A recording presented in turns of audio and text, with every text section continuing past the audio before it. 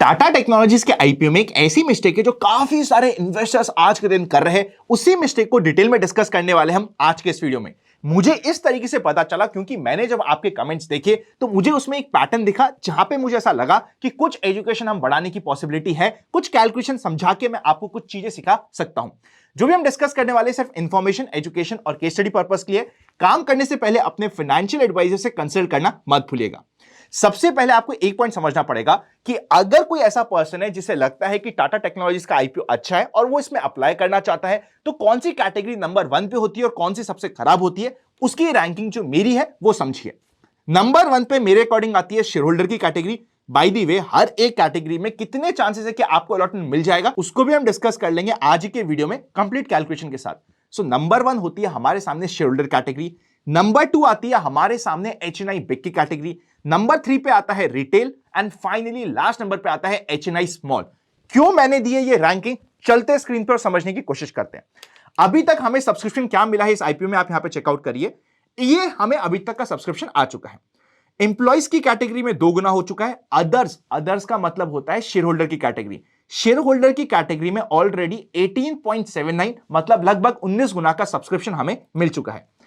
इस कैटेगरी में हमें अलॉटमेंट कैसे डिसाइड होगा उसके लिए मेरे को आपको स्क्रीन पे ले आना पड़ेगा। समझो, 19 टाइम्स ऑलरेडी हो चुका है हमारे लिए शेयर होल्डर कैटेगरी का हम डिस्कशन कर रहे हैं। सपोज करते हैं 19 छोड़ो, कल खत्म होते होते ये 30 गुना सब्सक्रिप्शन हो जाता है, ये हम मान लेते हैं। ये 30 से ज्यादा भी हो सकता है, कम भी हो सकता है, पर एक्सपेक्टेशन है कि 30 के आसपास का सब्सक्रिप्शन यहां पे मिल जाता है। इसका मतलब क्या हुआ, अगर मैं एक एप्लीकेशन लगाता हूं इस शेयर होल्डर कैटेगरी में, मैक्सिमम में कितने अप्लाई कर सकता हूं? मेरी एप्लीकेशन 2 लाख से नीचे की होनी चाहिए। एक लॉट यहां पे हमें 15,000 का मिल रहा है, तो मैक्सिमम मैं 13 लॉट्स के लिए अप्लाई कर सकता हूं जिसका अमाउंट हो जाएगा 1,95,000। इसके ऊपर जाते ही हमारी ये एप्लीकेशन कंसीडर नहीं होगी शेयर होल्डर कोटा में, तो 2 लाख से नीचे की एप्लीकेशन मेरे लिए कंपलसरी है और यही होती है बेस्ट एप्लीकेशन अप्लाई करने के लिए।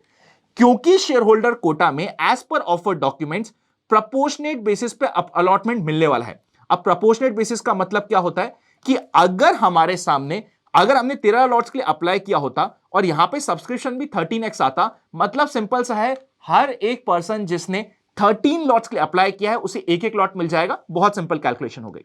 पर क्योंकि यहां पे हमारा सब्सक्रिप्शन ज्यादा हो गया है, यहां पे हम एक्सपेक्ट कर रहे हैं कि हमारा सब्सक्रिप्शन 30 गुना हो सकता है, तो 30 गुना के केस में क्या होगा? 30 गुना के केस में सिंपल सा होगा, 30 डिवाइड बाय 13 हो जाएगा, तो हमारे सामने फिगर आ गया है 2.3 का। मतलब सिंपल सा ये हुआ है 2.3% जिसने पूरी की पूरी एप्लीकेशन लगाई है, यानी कि पूरे के पूरे 13 लॉट्स की एप्लीकेशन करी है शेयर होल्डर कोटा में, उनमें से एक आदमी को मिल जाएगा। मतलब हर 2.5 एप्लीकेशन के बाद आपको एक अलॉटमेंट मिल जाएगा। ये हो गया। अब सपोज करते हैं शेयर होल्डर कोटा में किसी पर्सन ने बोला नहीं यार, मुझे सारे लॉट के लिए अप्लाई नहीं करना, मुझे तो एक ही लॉट के लिए अप्लाई करना है। अगर आपने सिर्फ एक लॉट के लिए अप्लाई करा तो 30 में से एक आदमी को यहां पे अलॉटमेंट मिलेगा। आपकी सक्सेस की प्रोबेबिलिटी क्या है वो आपके सामने आ चुकी है। सपोज करते हैं कोई पर्सन है जो कहता है कि नहीं यार, मैं तो 5 लॉट के लिए अप्लाई करूंगा। अगर आपने 5 लॉट के लिए अप्लाई करा तो हर 6 लोग जिन्होंने भी 5-5 लॉट के लिए अप्लाई किया होगा, उनमें से एक आदमी को यहां पे अलॉटमेंट मिलेगा। इसको और सिंप्लीफाई करने के लिए मैं आपको एक चीज बताता हूं, उस तरीके से समझ लीजिए, आपको और सिंपल हो जाएगा। जब आप प्रोपोर्शनेट बेसिस पे अप्लाई करते हैं, सपोज करते हैं आपने 13 लॉट्स के लिए अप्लाई किया है, तो सिंपल सा लॉजिक लगाइए कि आपने 13 डिफरेंट एप्लीकेशन एक एक लॉट की लगा दी है। अब 13 डिफरेंट एप्लीकेशन जब आपने एक एक लॉट की लगाई है, फिर वहां से लॉटरी निकलेगी, तो आप समझिए कि आपकी लॉटरी में सक्सेस की प्रोबेबिलिटी कितनी है।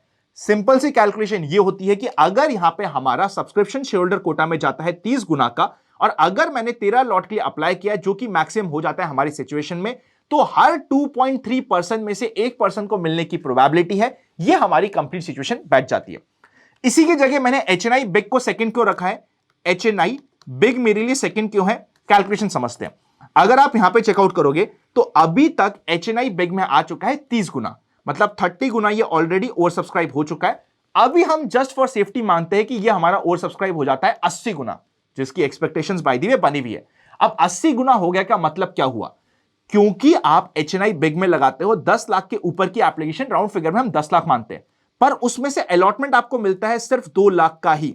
और जैसे ही ओवर सब्सक्राइब हो जाता है, आप 10 लाख लगाओ या फिर 1 करोड़ लगाओ, मैक्सिमम आपको मिल सकता है पर एप्लीकेशन में 2 लाख के शेयर, यानी कि डिवाइड बाय 5 हो जाता है। यहां पे बहुत सिंपल सा है, 10 lakh divide by 5 is 2 lakh, मतलब 10 लाख की एप्लीकेशन में एक्चुअल अलॉटमेंट मिलने वाला है सिर्फ 2 लाख का ही। मतलब जो भी आपका ओवर सब्सक्रिप्शन होता है उसे भी आप डिवाइड बाय 5 कर दीजिए। सिंपल सी कैलकुलेशन होती है 80 डिवाइड बाय 5, यानी कि हर 16 जने में से एक जने को यहां पे मिल जाएगा अलॉटमेंट एचएनआई बिग में। इसी के अगेंस्ट में अगर हम एचएनआई स्मॉल की बात करते हैं, एचएनआई स्मॉल जिसमें 2 लाख की एप्लीकेशन लगती है, और एचएनआई स्मॉल भी अभी तक कितना हुआ है यहां पे आप चेकआउट करिएगा, ऑलमोस्ट 25 टाइम्स हुआ है। एचएनआई स्मॉल जो 25 टाइम्स हुआ है, सपोज करते हैं ये 70 गुना हो जाता है, तो सिंपल सी कैलकुलेशन है, हर 70 आदमी में से एक आदमी को मिलने वाली है, और एचएनआई बिग में हर 16 आदमी में से एक आदमी को मिलने वाली है। आप देख सकते हो कि आपकी सक्सेस की प्रोबेबिलिटी कहां पे ज्यादा है। रिटेल की बात करें जो अभी ऑलरेडी 10 गुना हो चुका है, सपोज करते हैं रिटेल हो जाता है 18 गुना या फिर 20 गुना। अगर रिटेल 20 गुना हो जाता है तो हर 20 आदमी में से एक आदमी को जो रिटेल की एप्लीकेशन होती है 15,000 की, वो इतना अलॉटमेंट मिल जाएगा। इसीलिए मेरे लिए नंबर 1 आया है शेयर होल्डर कैटेगरी, क्योंकि वहां पे अगर आप 13 लॉट के लिए अप्लाई करते हो, प्रपोर्शनेट बेसिस के होने के कारण 13 के 13 lot, just for simplicity of understanding आप समझ सकते हो कि 13 के 13 डिफरेंट एप्लीकेशन आपने लगा दी है, आपकी सक्सेस की प्रोबेबिलिटी मैक्स है। सेकंड आ जाता है मेरे लिए एचएनआई बिग। थर्ड आता है मेरे लिए रिटेल, बिकॉज वहां पे भी मेरी प्रोबेबिलिटी कि मेरे को अलॉटमेंट मिलेगा ज्यादा है। और लास्ट आता है एचएनआई स्मॉल। आई होप आपकी क्लैरिटी मिल चुकी है। कैसा लगा ये वीडियो जहां पे मैंने डिटेल्स बताई है, मुझे कमेंट करके बता दीजिएगा। डीमैट अकाउंट अगर अभी तक आपके पास नहीं है, डिस्क्रिप्शन को चेकआउट कर लीजिएगा, आपको डिटेल्स मिल जाएगी। म्यूचुअल फंड्स में इन्वेस्ट करना चाहते हैं उसकी डिटेल्स भी आपको डिस्क्रिप्शन में मिल जाएगी। Happy learning and I will see you very soon.